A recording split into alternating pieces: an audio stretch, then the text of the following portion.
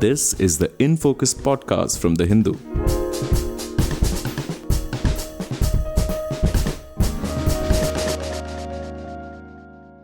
Hello and welcome to the Hindus in Focus podcast with me, Amit Baruah, your host for this episode. Political parties are in full campaign mode in India. There are 3 days to go for the third phase of polling as this podcast is being recorded. Campaign themes are more than evident as June 4th, the day for results, is exactly a month away. None other than Prime Minister Narendra Modi has launched scathing attacks on the Congress, saying it will take away SC, ST and OBC reservation quotas and hand it over to the Muslims. No such promise has been made in the Congress manifesto. Again, the Prime Minister in Gujarat said that if you have 2 buffaloes, the Congress will take away 1 if it comes to power. Again, he said this was in the Congress manifesto. Again, such a promise is not to be found in the manifesto document. Pakistan has also re-entered BJP's campaign themes, while opposition parties are attacking the ruling party at the center on a range of issues. I'm joined by columnist and author Nilanjan Mukhopadhyay to discuss some of these issues and their implications for Indian democracy. Welcome to the In Focus podcast, Nilanjan. Thank you, Amit. Nilanjan, what do you make of the Prime Minister's campaign theme so far? Does he have a theme? Is there one theme? Yes, there is one. That is lies about the Congress manifesto. That has been one major theme of his, besides, of course, stirring up communal polarization. I would say that Prime Minister Modi has possibly been the biggest publicist of something which would otherwise not have really been noticed or discussed much, that is the Congress manifesto.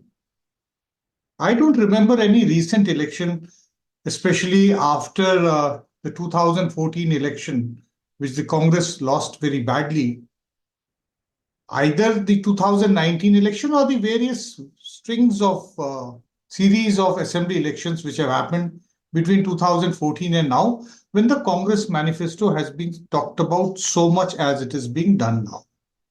Essentially, to me, it shows that Mr. Modi appears to be much more anxious about the result and about the way the election is progressing than what appeared in the beginning of the campaign. He definitely is on more unsure footing now than what he was in the beginning.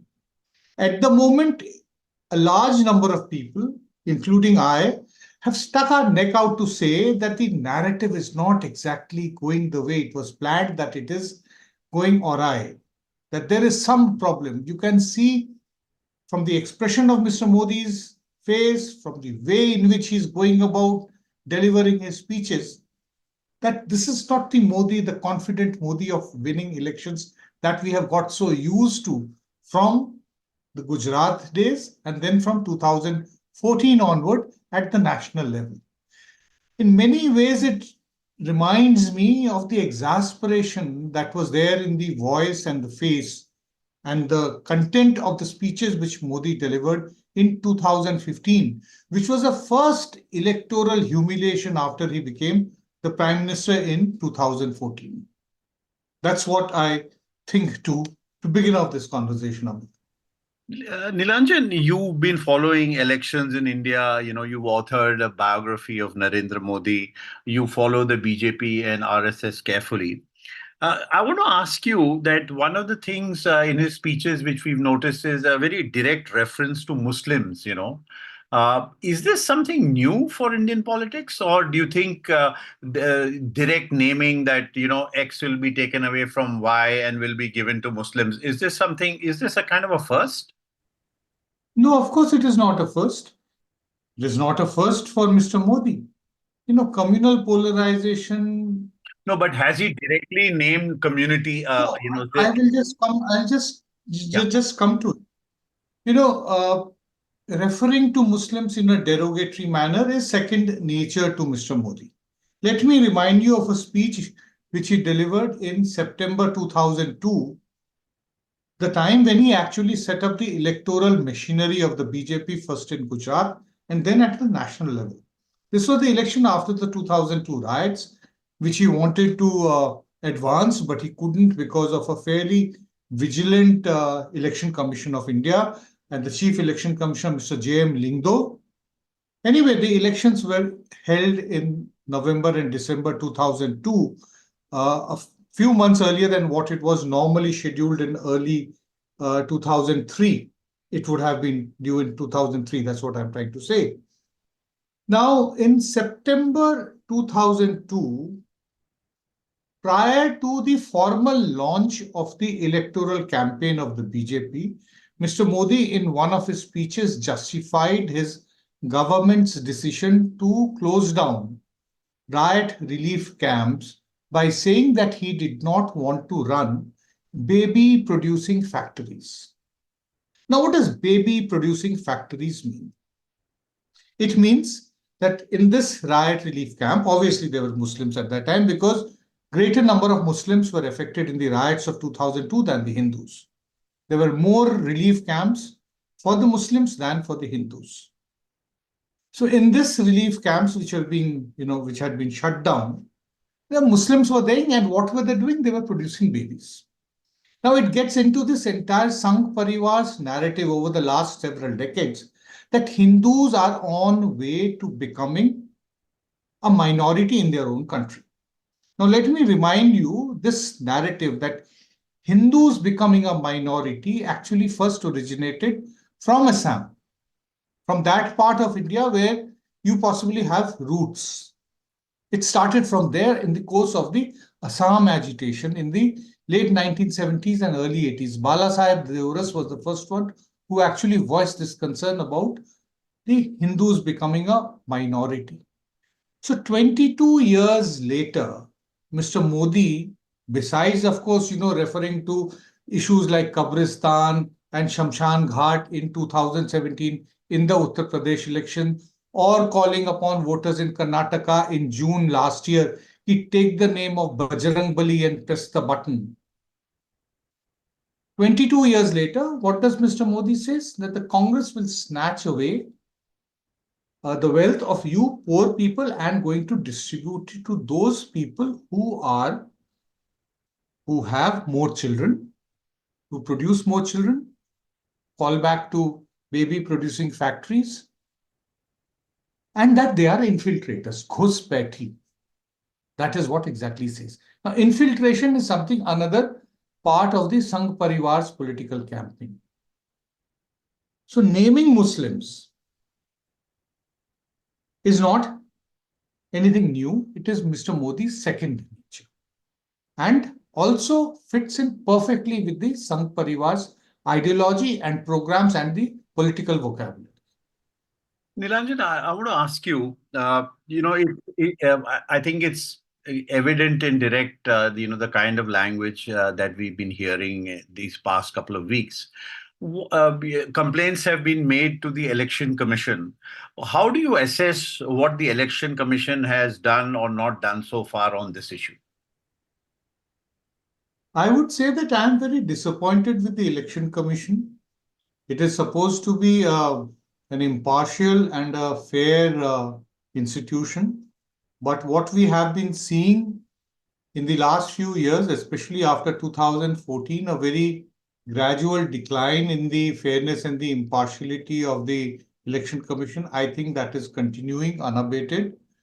I had hopes that the two new election commissioners, given the fact that possibly not much thought was given to their selection prior to their appointment, would possibly act a bit more fairly than what they would have. But I think there is an institutional decay because the Election Commission is just not the one chief election commissioner and two election commissions, but there is a fairly large institution. So in the last 10 years, the rot got into the body structure of the Election Commission? If it has, then I think it is extremely worried. And we have to couple this worry with the fact that of grave and a fairly significant discrepancy between the tentative turnout figures on the evening of the polling in the first phase and second phase, and the final figures, which were released after almost 10 days. Unprecedented delay. So, does it mean that in this 10 days, very quietly, the turnout rates, which were fairly low, much to the concern of the BJP and the Sangh Parivar, has it been somehow or the other tampered with? I'm not making an allegation. I'm just putting these questions on the public domain. Has the Election Commission explained? Yesterday also they issued a formal statement. They have not explained as to what caused this delay. And unless and until we get answers to the questions which are being put to the Election Commission, this election will end with huge question marks on the credibility and the impartiality and fairness of the Election Commission. Nilanjan, before I come to some of the themes and whatever you're seeing so far in the election campaign, I just want to ask you, does the Election Commission also have a role for, say, what's happened in Surat, the withdrawal of all candidates, then declaring the BJP candidate victorious? Then we saw that the Congress candidate in Indore also was forced to withdraw his candidature, and we also see I also see a report in the Scroll website which says that as many as 16 candidates have withdrawn their candidature in Gandhinagar, which happens to be the constituency of Home Minister Amit Shah. Looking at all this, do you feel that the Election Commission should also be focused on what's happening as far as some of these constituencies are concerned? Let me also, before getting into the reply, also add Khajuraho constituency in Madhya Pradesh to this list of constituencies which have seen mysterious dropping out of opposition candidates. Khajuraho seat was allotted to the India Alliance partner by the Congress to the Samajwadi Party, and under fairly controversial circumstances, her nomination paper was rejected, citing some reason which evoked protest from the candidate and also from the Congress party. There are a large number of constituencies like Indore, like Gandhinagar, which you said, and also like Khajuraho, where elections took place, but with reduced number of, or will take place with reduced number of candidates. But Surat is a case apart. The election has been declared and the BJP candidate has been declared victorious. Now, I have written an article, arguing that this is legally contentious, and if the judiciary will fairly scrutinize this case, if and when the Congress party, as it has declared that they intend to move court on this, the reason for this is that the decision to announce the election and hand over the elected certificate to the BJP candidate is legally untenable, because since 2013, after the Supreme Court came out with its verdict, and from the November-December 2013 assembly elections in Madhya Pradesh, Rajasthan, Chhattisgarh, Delhi and Mizoram, nota, none of the above has been a permanent notional candidate. That's the word which I use, which stands against whoever is in the fray. So there is always one candidate. So there should have been, in fact, that's a better way of saying it, there should have been a contest between the BJP candidate and Nota in Surat. I may be sounding fairly ridiculous to make this argument, but the point is that this is democracy where full fairness must be seen. If there is an option for the voter, why was that not given? Even if one voter in Surat was deprived of using the Nota facility or recording on the Nota option, the button, that person, any citizen of Surat, can actually go to court and file a case saying that his democratic right was taken away by the Election Commission and the election should be countermanded. And I would advise the Congress party to very seriously pursue this line, not just the Congress party, but also the civil society. I am not an activist, but I would definitely turn to my activist friends and tell them, that this is possibly something which they must get it examined by some of the legal luminaries who are there in their midst. Nilanjan, we are in the thick of the political campaign. And, unlike in 2019, when, Operation Balakot and what happened, we know all those events, that seemed to be, in a sense, a very dominant and an overarching kind of vote fetching gain for the BJP. Do you see anything like that in the current elections? The problem with the BJP is that unlike in 2014, when the national all India wise narrative was that Modi has to be given a chance and the UPA government has to be voted out. And in 2019, as you correctly mentioned, the matter of hyper nationalism post Pulwama and the strikes in Balakot. This election does not have an overarching national narrative, and that is the biggest problem for the BJP. We used to say earlier during the coalition era, especially in the late 1990s and the first decade of the 21st century, that Indian Lok Sabha elections are not one election, but an aggregate of 543 elections. This time, it is actually an aggregate of not 543, as I was telling you, because if you take Surat out, it's already been declared by this election commission, but it's an aggregate of 542 Lok Sabha elections, each with local factors, candidate, local issues, and a host of other problems, which is actually making it desperate for Mr. Modi to try to build a national narrative on the basis of Islamophobia, other forms of raising communal polarization. You don't think that the Ram Mandir, which, even in this CSDS Lok Niti survey, many people flag that as one of the big achievements of the Modi government. Don't you feel that issue for the BJP is or should be a winning sort of number? One of the advantages of having covered the Ayodhya story right from the 1980s has been a fairly large community of people who became friends. They stopped being journalistic contacts and also became friends who I would occasionally chat, even on phone and, even if not going.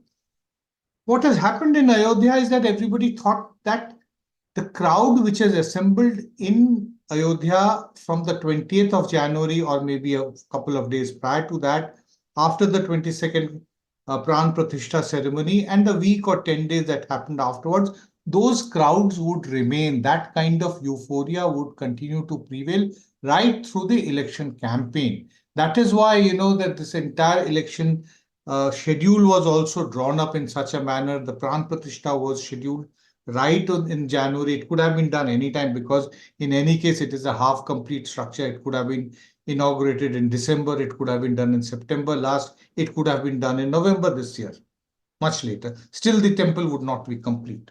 So the very fact that it was done in January was that within a month or 40 days, the election campaign would be announced. The schedule would be declared by the Election Commission. And then Ramji will take us to South Block. That was the general presumption. That has not happened. Reports from Ayodhya say that the crowds have thinned.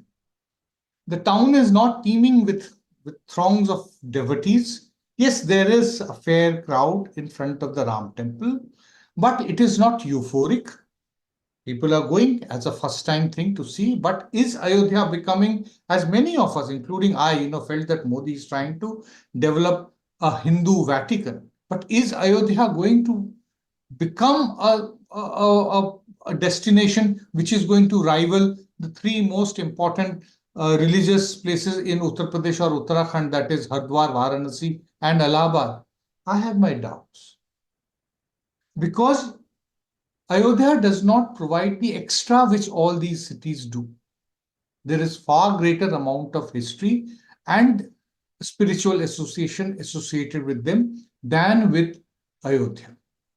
You can go there finish whatever you want to see in Ayodhya within a matter of few hours, and then are you going to stay on? No. People who have loans, I've spoken to some friends, who say that a large number of shopkeepers and other businessmen took loans in anticipation of huge crowds.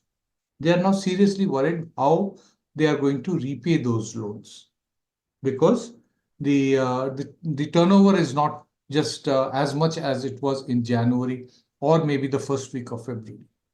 Nilanjan, you So mentioned. Ram Mandir, just a second, while the Ram Mandir, definitely the completion of its inauguration of it has definitely gladdened the hearts of large number of Hindus in this country. But let us not forget the fact that even in 2019, almost 60% of the Hindus did not vote for the BJP. So Ram Mandir has really not become the overarching election narrative which is going to take the BJP into power this time.